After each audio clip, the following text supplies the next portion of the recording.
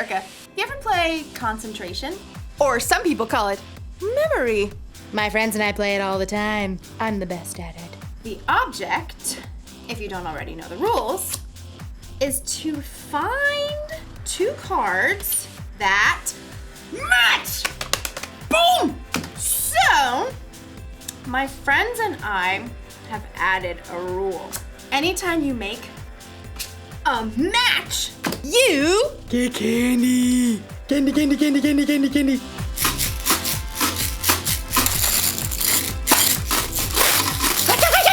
What can I do?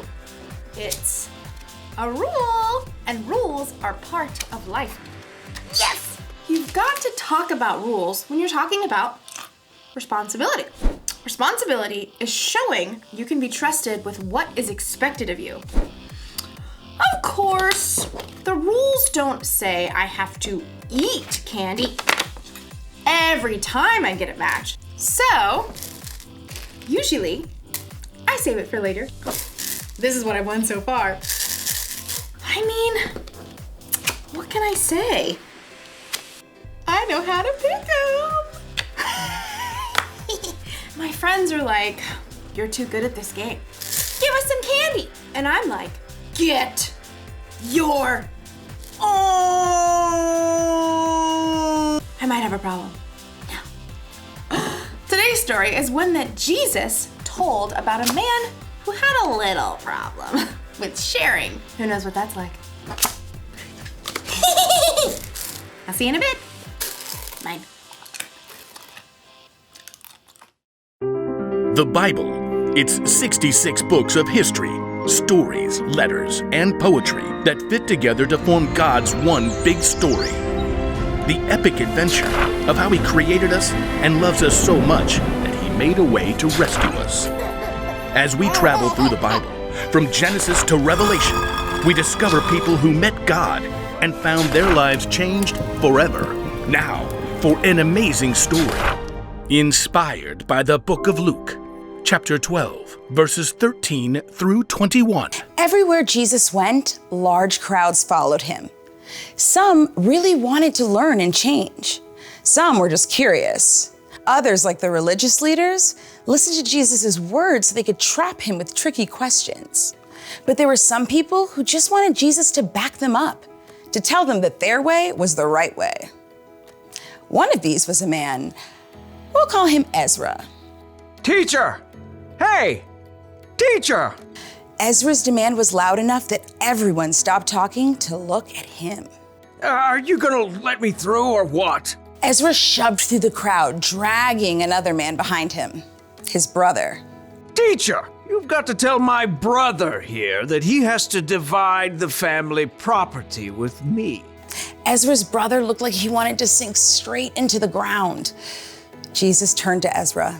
Friend, who made me judge or umpire between you? People listen to you. I thought you could, just settle this. Tell my brother I'm right. Watch out. Be on your guard against wanting to have more and more things. Life is not made up of how much a person has. That is not what I asked. Jesus didn't argue with the man. Instead, he told a story, a parable. If he had told this story today, it might sound just a little something like this. There once was a rich man whose field grew a fantastic crop of grain. Perhaps it was corn. His manager brought him the good news. Sir, we're set to bring in a bumper harvest of cobs and kernels.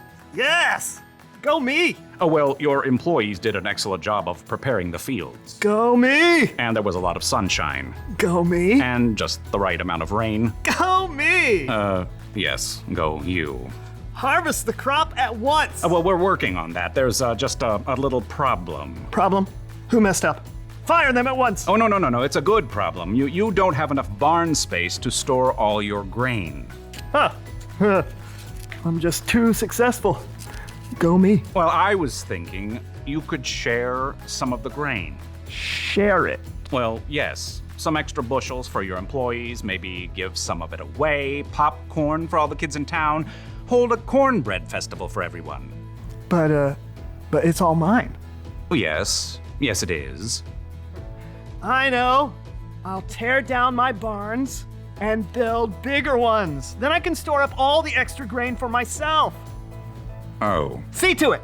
I want those new barns up by the time the corn harvest is in.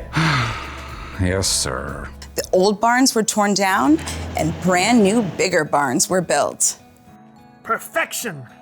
Is the corn harvest complete? Yes, sir. All finished. Excellent. Have the men store it all in these new barns immediately. But they're so tired. I said immediately. Yes, sir.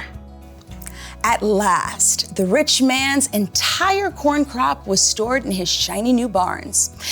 He settled back in a comfy deck chair and surveyed his property as the sun set. Go me! Self, you've done pretty well for yourself.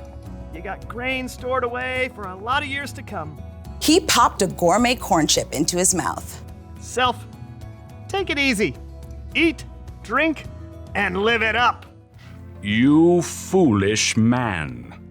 The rich man nearly choked on his chip. Excuse me? The rich man looked around, but he could see no one. He was entirely alone. Oh, great. Is this supposed to be some God moment where I discover what I've been doing wrong? That's exactly what it was. You foolish man. Tonight I will take your life away from you. Then who will get what you have prepared for yourself? Could we come up with a different ending to this story? But there was no way out for the rich man. He had chosen to focus only on what he could keep for himself.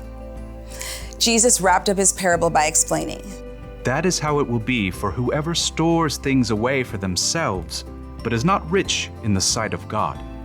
We don't know how Ezra responded, but maybe, just maybe, he started worrying less about getting more of his family's stuff. Maybe he started to care a little more about sharing what he did have with his brother.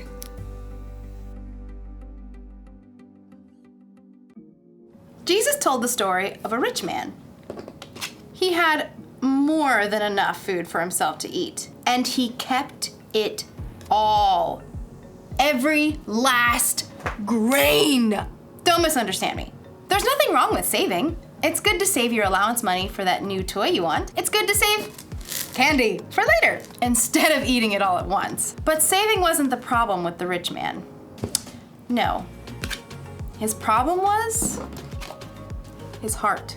He loved himself and his stuff more than he loved other people. And that's not good, because people are always more important than stuff. You see, I can't say that I'm a follower of Jesus if I'm going to be selfish with the things I have. Those things don't match. It's our responsibility to share with others, and we all have something we can share. Maybe you have time to share, or money, or candy. You're going to have all kinds of chances in your life to share with someone who has less than you. Don't miss your chance. Here's a rule for life to remember today. Share what you have. I've got candy to share next time I see my friends. I've got clothes I don't wear anymore that I could donate. And I've got time if anyone wants to play concentration with me later. Although I warn you, I'm pretty much the best at it. See you next time. I'll save you some candy.